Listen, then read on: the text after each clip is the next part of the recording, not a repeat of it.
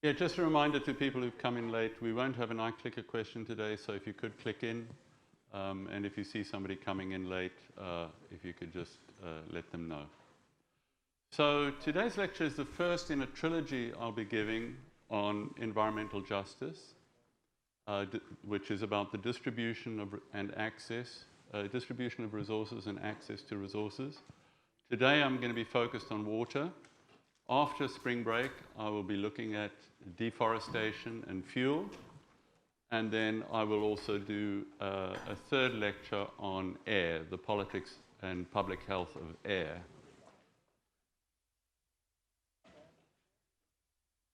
So in a 2019 report, the WHO,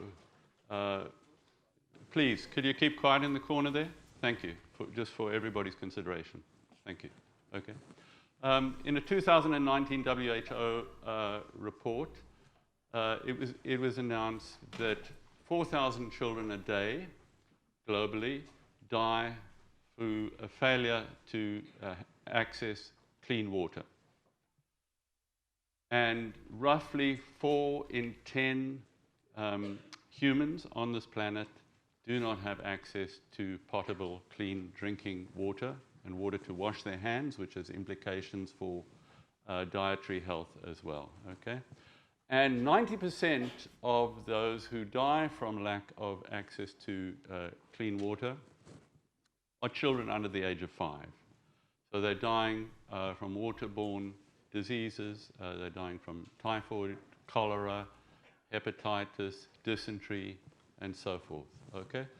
So the politics of water is very, very profound, and it creates a rift between those who have the infrastructural facilities to access water safely on a daily basis.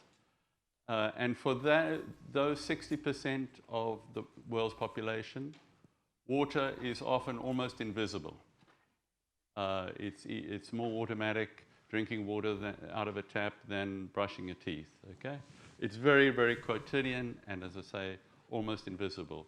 On the other side of the scale, for the 40% who don't have access to clean drinking water, the water is a daily challenge in terms of thirst and in terms of health. Now, of all our human needs, the most immediate and urgent is breathable air. The second most urgent is water.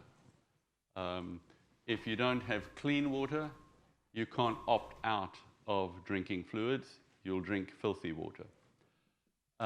And so the drive for water, the physiological drive for water, is deeper than the drive for food, for shelter, for companionship. It's one of the most fundamental of our needs. Okay? And so I thought I would come at, you've all watched the film, Even the Rain, and I thought I would come at this question of water politics and the imagination of water through 2 stories about 2 cities. Primarily, I'm going to be focusing on the city that featured in the film, which is Cochabamba, a city of maybe 800,000 people at around 8,000 feet in the Bolivian Andes. And as you can see on the left, you have the Andes in the background, and the city historically has been very, very dependent on glacial melt, glacial runoff. So the retreat of the glaciers has created a particular crisis in terms of water access in a city where the poor and the rich, or the poor and the middle class, had structurally uneven access to drinking water in the first place. In the last third of the class, I'll talk a little bit about another mountainous city, Cape Town in South Africa. That's Table Mountain on the background. Cape Town is where the Indian and Atlantic Oceans meet. It's a city of around 3.9 million people.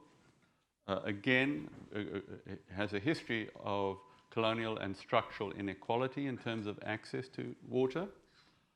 And as I think Steve Pacala discussed in one of his earlier lectures, Southern Africa is one of those regions that is heating up disproportionately relative to most of the globe, okay?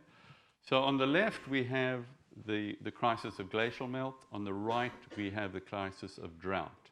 And in 2017, 2017, I think, the Cape Town experienced a sustained and radical drought. So I want to use these two stories to illustrate the global politics of water. So first, a few reflections on what is water and what kind of rights do people have? What kind of claims do they have to water? The poet W.H. Auden said, "Thousands have lived without love, not one without water." Rachel Carson, in an age when man has forgotten his origins and is blind even to his most essential needs for survival, water has become the victim of his indifference, okay? So water is low in spectacle. If you have the infrastructure, you have the availability, it's very quotidian. It's sort of beneath the radar as a crisis.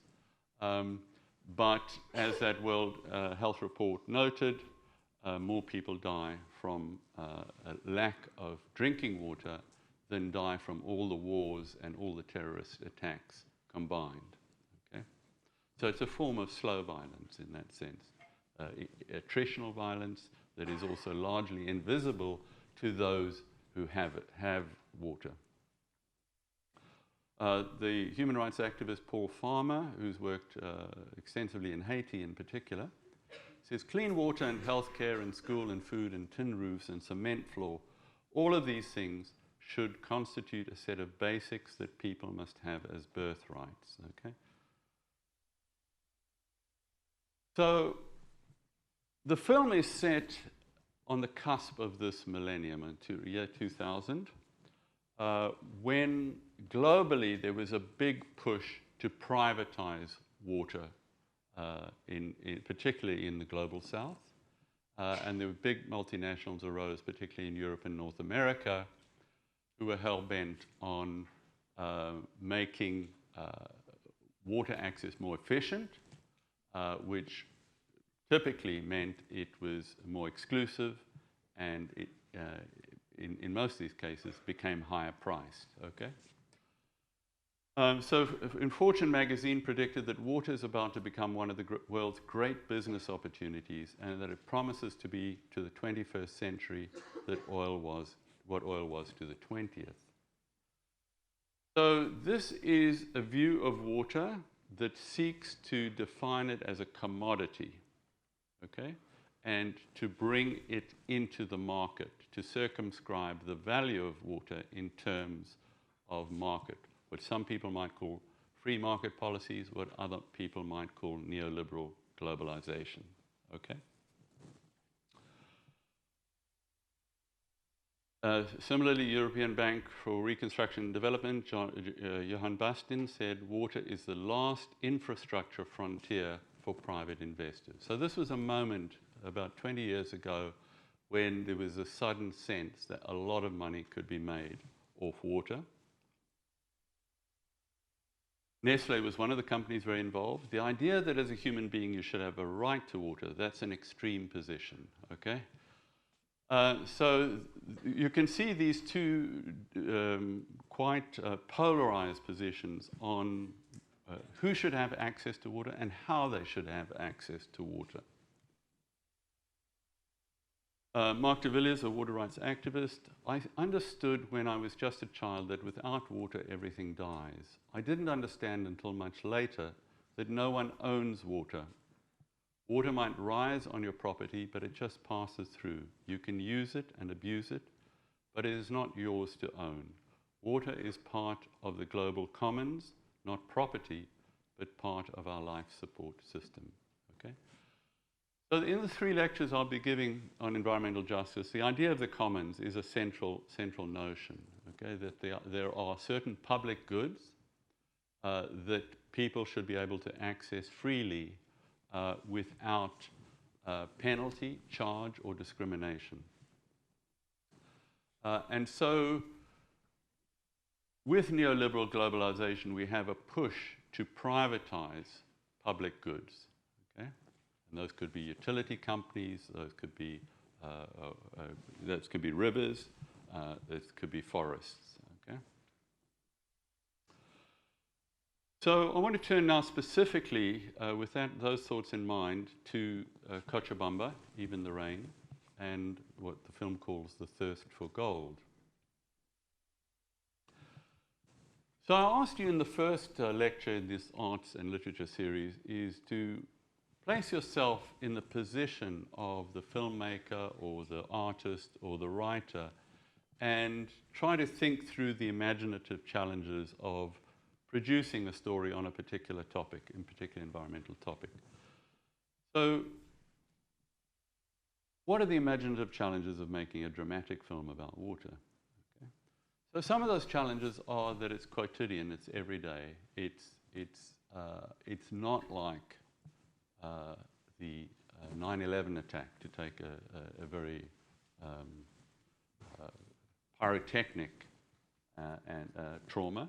Okay, the trauma of water and the story of the politics of water are in some sense uneventful in terms of our presuppositions about what constitutes an event. Okay,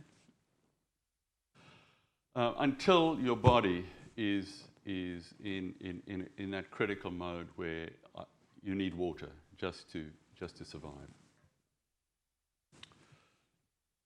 So one of the distinctive things about this film is that instead of following a chronology starting in the early with the conquistadors 500 years ago, instead of following the politics of water in a linear historical fashion, they decided to make a feature film in which they toggle between, a fiction film in other words, toggle between two historical moments. Why do you think they chose that form?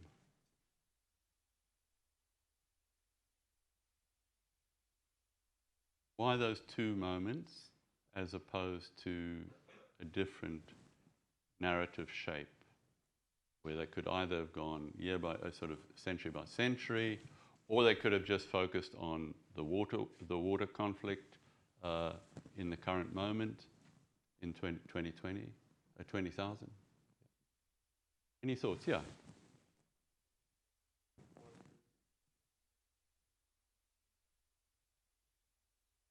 Yeah, great.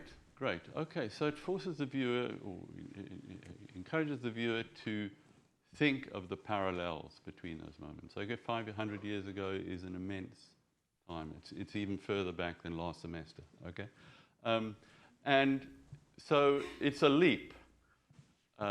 It's a leap, and tries to get the viewer to think through the connections between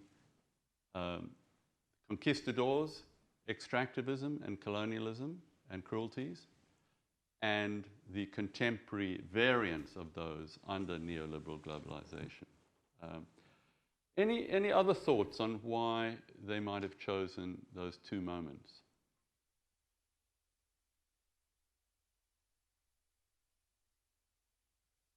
Yeah.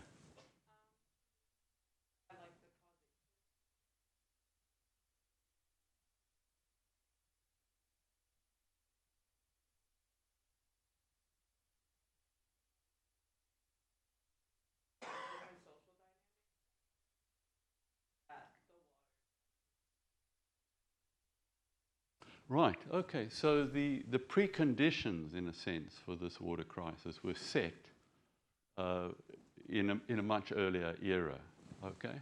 So that's a very important thing.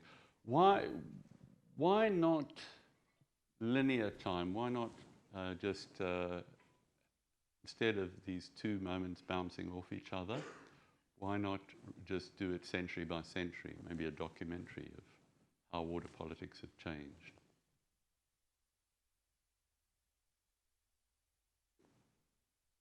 Yeah.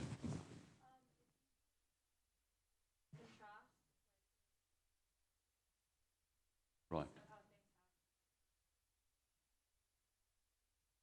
Yes. Okay. So it sets up an easy or a more distinctive set of similarities and contrasts. Okay.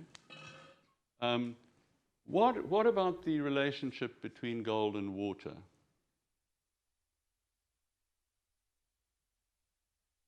Are they similar? How are they different?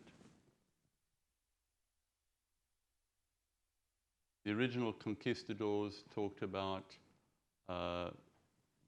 conquering this territory motivated primarily by what they call the thirst for gold. Okay, we talked before in the class about dead metaphors. That's a dead metaphor. When we talk about the thirst for gold, we don't think of people drinking gold. But there's a watery metaphor there underneath that. Okay. And how would you think about the relationship between gold and water in the film? And how, in life, I'm assuming not many of you own gold, maybe some, but most of you encounter water on a daily basis. Yeah.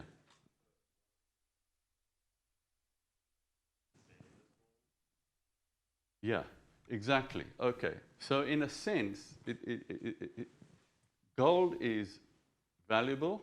We don't think if we have access to water, as water is valuable in the same way. Okay. But in a sense, because our lives depend on water in ways they don't depend on gold, by trying to ring fence water as a commodity like gold, it's debasing water as a life source. It's reducing water to the level of gold, whereas in a counterintuitive way, okay? So it raises these questions about not only the parallels between these two moments of extractivism, of colonial extractivism, but it also raises questions about what is valuable. What is value, okay? And so a lot of people have written about the last 40 years and what they call the economization of life. In other words, trying to reduce all life principles and to a commercial value, okay? And so some of those earlier quotes that I read to you about seeing water as an untapped commodity is presented in the film as a great debasement and reduction of what water really is.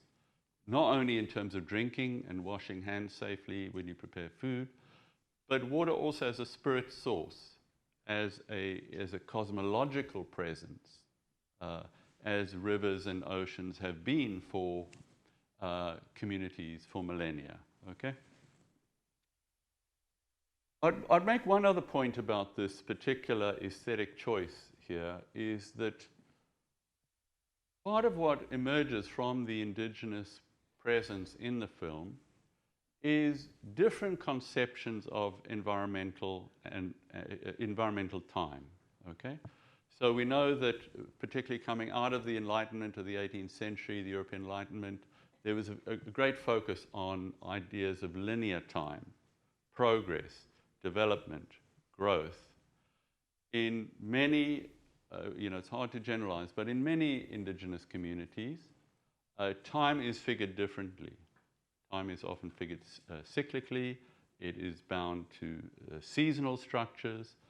And so one of the things that you see in some of the clips that I've selected here is the sense that the past is also present. The past is not behind us, but the past infuses and inhabits the present experience of water, okay, in relation to the long trauma of colonization. I'm just, so I won't go through all these points, but I think one of the things that the film does is it collapses the historical distance, and we see that very dramatically when Daniel, in historical costume, tries to escape the police. Okay, and you're in the past and you're in the present. Okay, there are these two modes, and we see that in another clip with the scene of the mothers drowning the babies. Okay, and I'll come to that in a minute.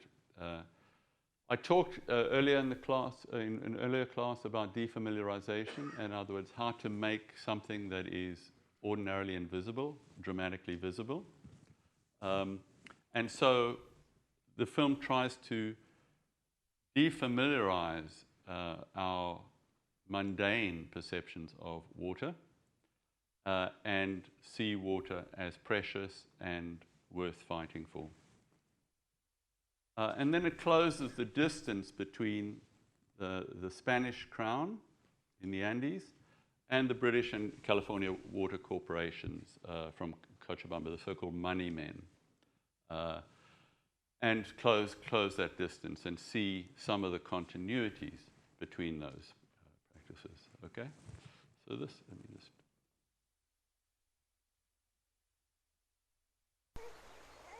Es una decisión terrible, desgarradora. Ustedes no pueden soportar la idea de que ahí vienen los perros y de que se van a comer a los bebés. Entonces, las vamos a ver hablando con Atuey y cómo comprenden que no hay otra solución, que tienen que tomar esta decisión y la tienen que tomar todas juntas justamente para darse coraje las unas a las otras. Así que van a agarrar a los bebés lentamente, se meten al agua, los sumergen y los ahogan. Bueno, a ver, ¿cómo lo vamos a hacer? Lo vamos a hacer de esta manera, miren. En la primera toma van a entrar con los bebés y apenas lleguen ustedes a la cintura, en ese momento cortamos, paramos y traemos los muñecos que tienen allí, esos muñecos, y intercambiamos a los bebés. ¿Va? ¿Todo bien? ¿Qué está pasando aquí? ¿Pasa algo?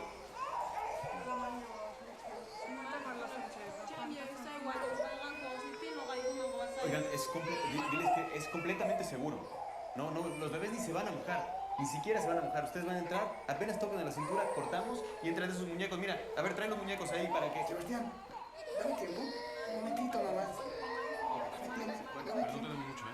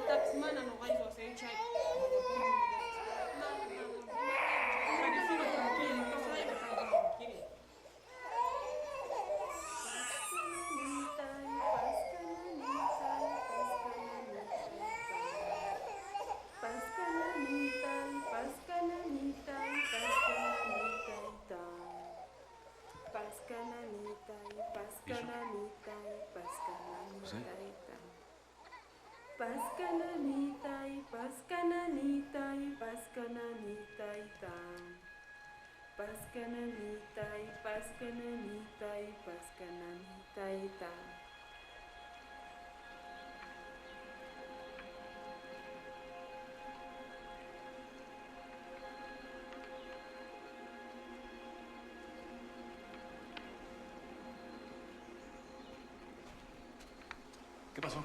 No lo van a hacer. No, a ver, yo sé que es muy difícil esto, pero no, por favor, tenemos que lograr que lo hagan. Es muy importante para la película. Sebastián, ni siquiera se pueden imaginar la idea de hacerlo. No, pero a ver, no me lo estoy inventando. Esto es lo que sucedió. Tenemos que contar lo que pasó. Es muy importante para la película, por favor. Sebastián, hay cosas más importantes que tu película.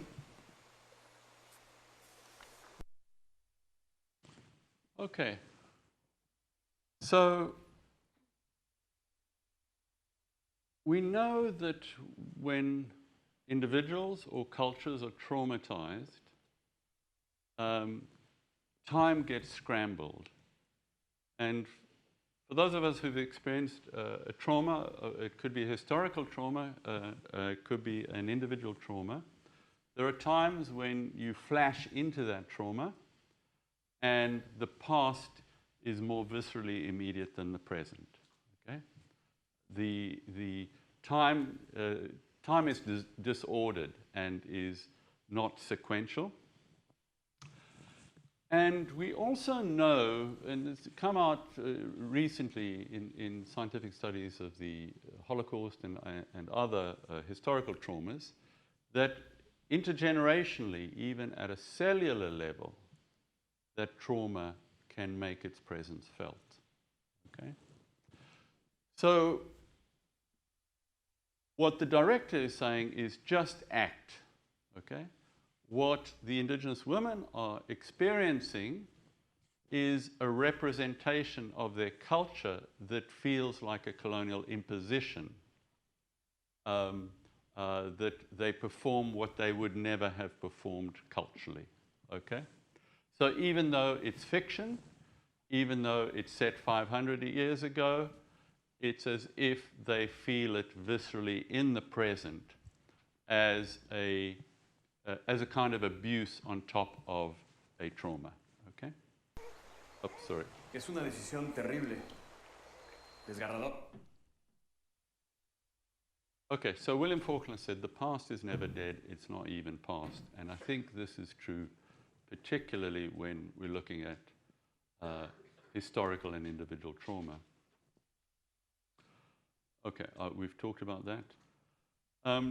So this one, I wanted to watch this scene. Now this is a scene, it's a traumatic scene of the clipping of the hands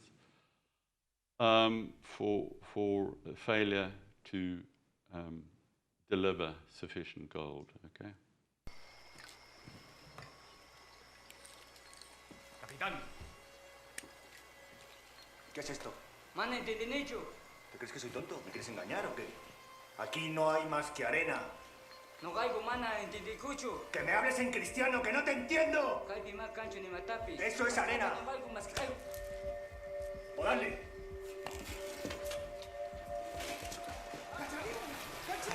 Vamos, síguele.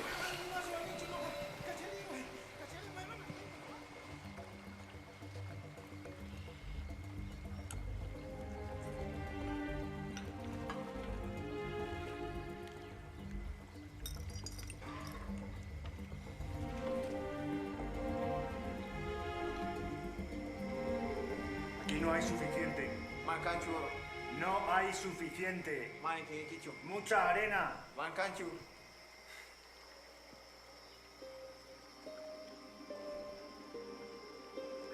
Venga, llevároslo. A podar. Tú, vamos.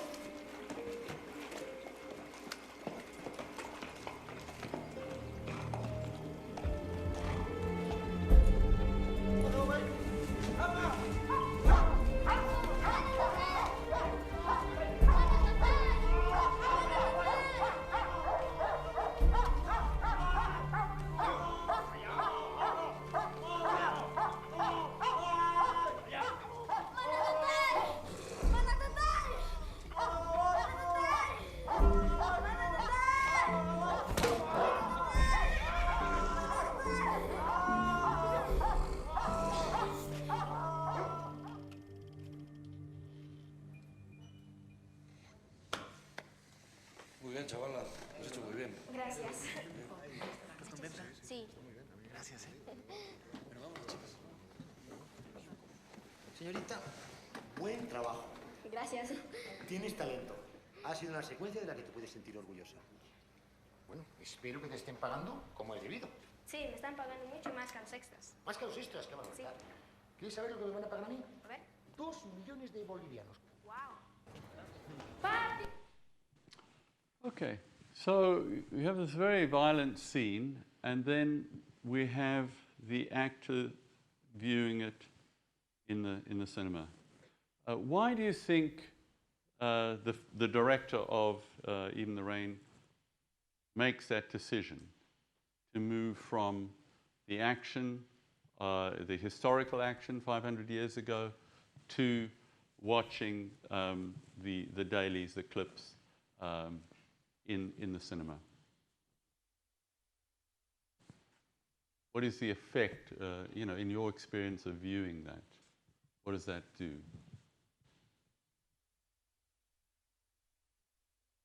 Yeah.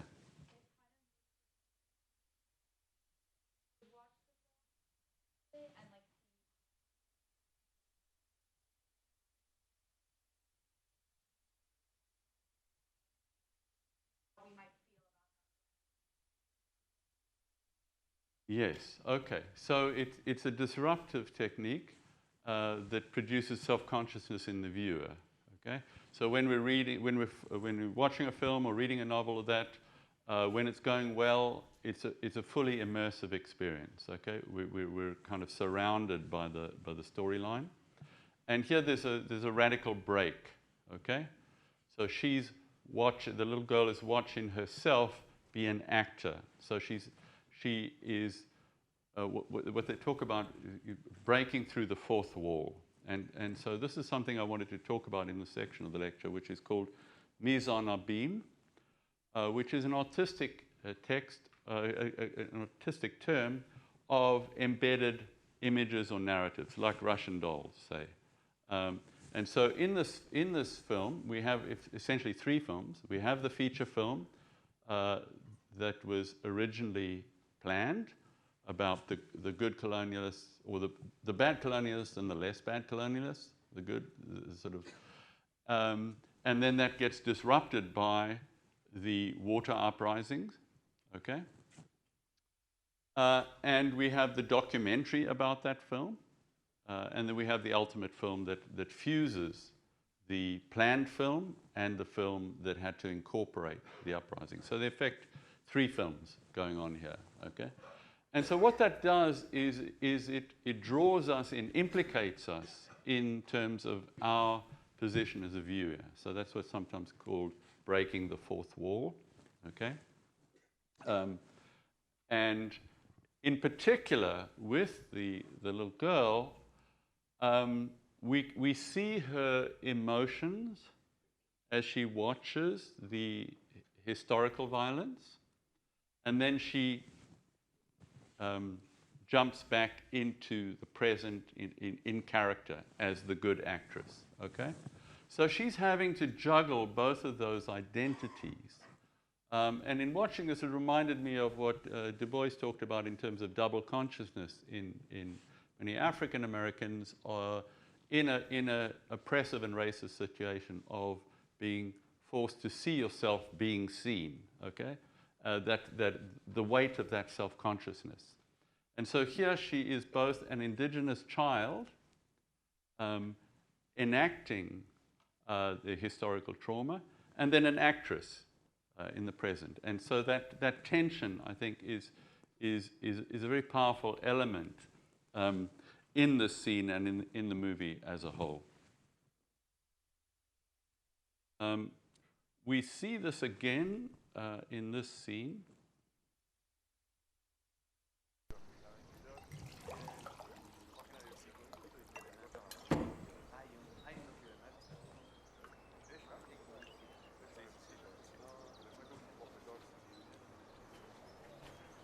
¿Está borracho? ¿Estamos todos? Ahora sí. Ok, pues cuando quieras. Vamos. Vemos los rostros sorprendidos de varios niños taínos ocultos entre la vegetación. Desde su punto de vista vemos a Colón y a sus hombres pisando por primera vez el Nuevo Mundo. Hay algunas embarcaciones pequeñas en la orilla, los niños perciben un olor desagradable mientras las extrañas criaturas mojadas y sucias, unos barbudos, otros calvos, se acercan hacia ellos dando traspiés en la arena. Los chiquillos ocultos en los árboles se ríen y comentan sorprendidos, intentando comprender quiénes son esos extraños. Cristóbal Colón, humilde siervo del rey Fernando de Aragón y la reina Isabel de Castilla. En nombre de Jesucristo, Hijo del único Dios verdadero, tomo posesión de estas tierras y mares y todo lo que contienen. Y con este acto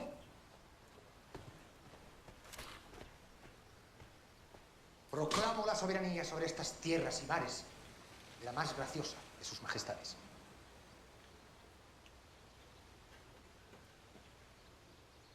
Agradezcamos a la Madre de Dios habernos conducido con buena salud hasta este gran triunfo. Ave María, gratia plena, Dominus tecum. Benedicta tu in mulieribus, et benedictus fructus ventri tui, Iesus. Santa Maria, Mater Dei, ora pro nobis peccatoribus, nunc et in hora mortis nostrae. Amén.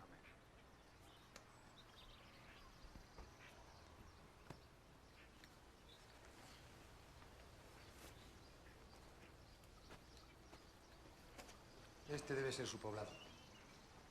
Gracias a Dios, parecen pacíficos. Buen lugar para un fuerte. Confraternizad con ellos. El primero que encuentre oro recibirá una recompensa. Capitán, tratadlos bien. Necesitamos su comida.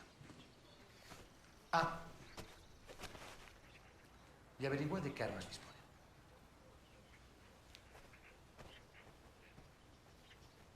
¡Almirante! ¡Rápido! ¡Tiene que ver esto!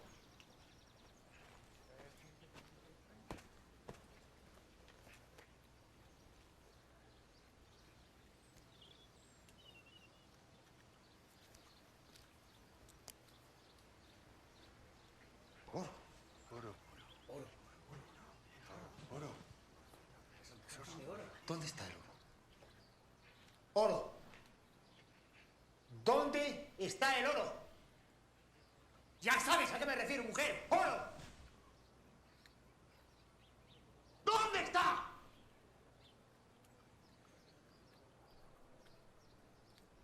¿Y a quién le importa una mierda el oro? Necesito un copazo, joder. Disculpe, señorita. Los actores somos así, unos puros egoístas. Gracias. Okay, so again here we have the blurring of the fiction film and the real contemporary circumstances in which it's enacted, okay? And so the pursuit of gold and the performance leads to a situation where the indigenous waiter is surrounded by these men, and there's a scenario of emotional violence that occurs. And so the theft of gold historically, or the pursuit and theft of gold historically, becomes concentrated and symbolized in the theft of the earring, or the taking of the earring, okay, in this case. And again, as with the little girl in the film, you see this discomfort that for them, it's for the film crew, it's sort of a performative game. For her, it's a moment of profound discomfort and vulnerability. Actually, so this is why I wanted to think through the use of mise en abîme as an aesthetic, an artistic technique for creating layers of self-consciousness, for disrupting disrupting the narrative flow that, in a sense, gets us to ask a different set of questions about the naturalization of a particular storyline, which in this case would be a storyline of moving from colonialism to post-colonialism, if you like. And so I won't go into this, but this is another of those moments of mise en abîme where the female filmmaker is making a documentary about the history, and she says to Daniel, why did you decide to make the film? Was it because you wanted to portray indigenous resistance? And somebody else there says, no, he just wanted the money. And then it emerges, to her surprise, that they're digging the 7-kilometer canal to try to access water and circumvent the imposed restrictions of the privatizing water company, okay?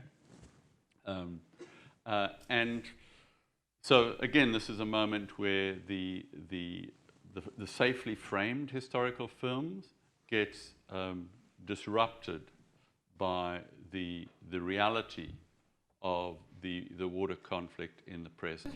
Oh, sorry, I won't do that.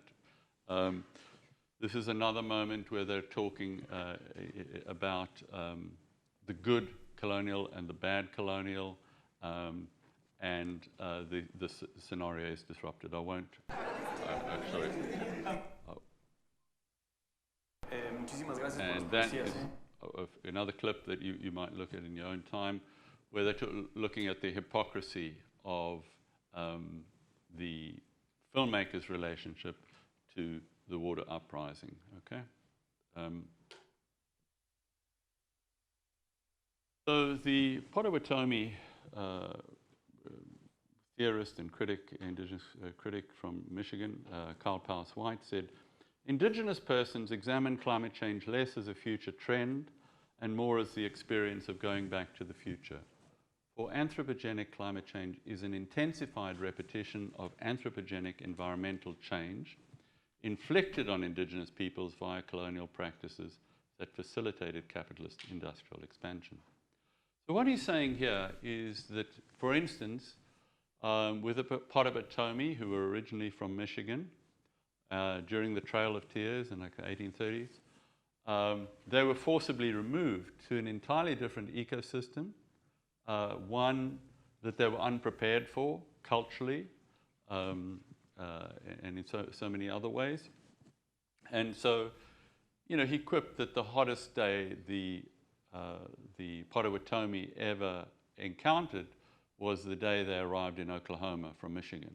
Okay, so that what he's suggesting is that for many indigenous people who've been forcibly displaced by colonialism over the centuries, climate change is a kind of a writ large version, global version, of the massive, sudden pressures on indigenous people to adapt, to find forms of resilience, to understand a new ecosystem when they've been moved out of their ecological knowledge.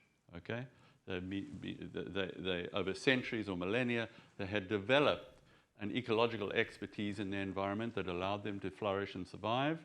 When they're radically wrenched out of that, at high speed, they have to adapt and find new forms of resilience and new forms of human ecological relationships. I won't play this clip for purposes of time, but this is the moment where we get another angle on globalization. So the director is talking to the money men, and he's saying, you know, we got away with only paying the extras $2 a day. And Daniel overhears them, and because he'd spent 2 years in construction in the US, he has enough English to understand that there's a kind of a triumphalist conversation going on around the exploitation of his community. Okay, and so key question here is there any aspect of existence that is not reducible to market value? And so one of the primary critiques of the neoliberal moment is the shrinking of value to price. Okay, the price of water versus the value of water, which in all sorts of ways is a much more complicated thing. Okay. So I would say that one of the clashes that the film draws to the surface is a clash in cosmologies, in the sense of water's agency, of the sense of water as a being for the indigenous in Cochabamba versus water as an asset or a resource or a commodity. Okay. How can a culture as educated as ours be so oblivious or reckless in its relation to the animate earth? So how do you shrink the animacy of water, its vitality, to a commodity, to a market price? And so what we're witnessing is the impulse felt across a variety of communities to develop a natural Bill of Rights, to treat, for example, Lake Erie as a living being, not a bundle of ecosystem services. I won't go into this in any detail, but just to say that there has been this movement for the rights of nature that has taken place in many places, from Aotearoa, New Zealand, to Ecuador, to Lake Erie, where the citizens of Toledo voted to declare Lake Erie to bestow on Lake Erie personhood. So Lake Erie could sue for damages to its personhood. Okay, so these legal maneuvers are largely symbolic, but they are an attempts to move beyond the mere pricing of water to thinking of lakes and rivers and even oceans as animate beings with their own set of rights. Okay? I won't. You can watch that.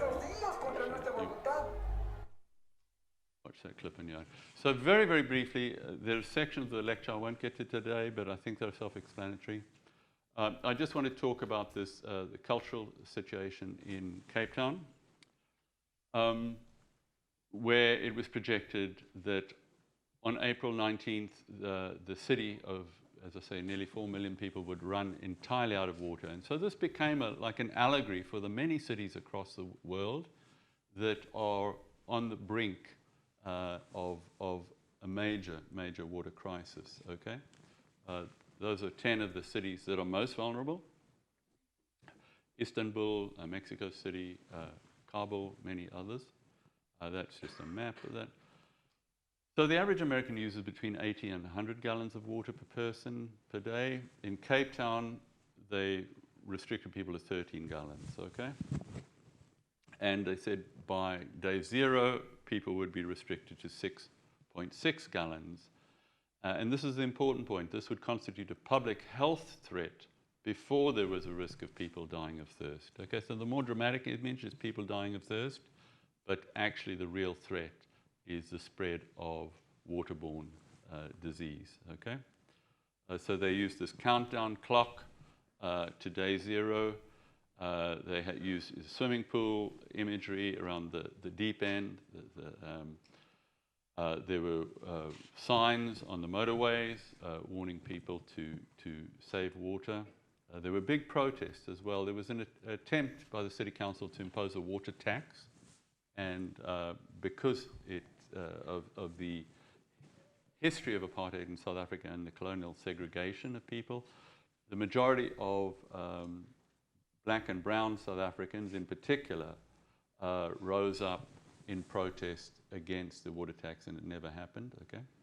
But what it did mean was that people from all backgrounds had to line up for days and at a time sometimes to fill their canisters with water. This is in the shadow of Table Mountain with the clouds in the background. There were efforts to impose showering less than 2 minutes. And so popular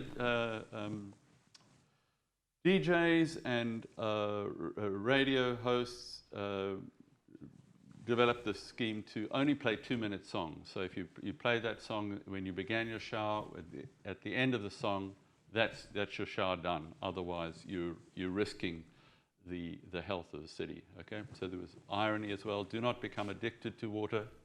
It will take hold of you, and you will resent its absence. Okay. So they lowered the water pressure. So some of these solutions were cultural, and some of them were engineering. But a little bit like the COVID moment, there was an attempt to generate solidarity. One of the dilemmas the city faced was that tourism is the #1 source of revenue.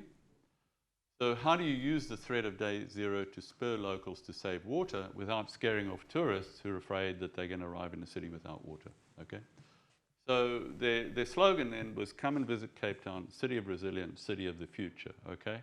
So they were trying to pitch themselves as emblematic of the kind of strategies of resilience and conservation, water conservation, that other citizens around the world were likely to face. That this is the kind of the front line of water scarcity. And so this became integrated into Back to the Future tourism campaign. So a number of black South Africans made this point, which is our lived experience has become declared a crisis now that is happening to the white minority. So South Africa is 90% black, about 10% white, and the middle class remains disproportionately white. And so most black South Africans still don't have access to piped water. So this is how water is collected for many people, both in the rural areas and the shanty towns. Okay? And so the experience of having to line up for bucketed water became, was an experience across all classes and races for the first time, because of the colonial history of discriminatory infrastructure, if you like. So I won't get into this because our time is up, but I would like you just to look at the images in the commentary on another indigenous river struggle in Honduras, featuring Berta Cáceres, where she was very much focused on the river not only as a resource, but as a cosmological and spiritual presence, okay? So let's leave it there. Thank you.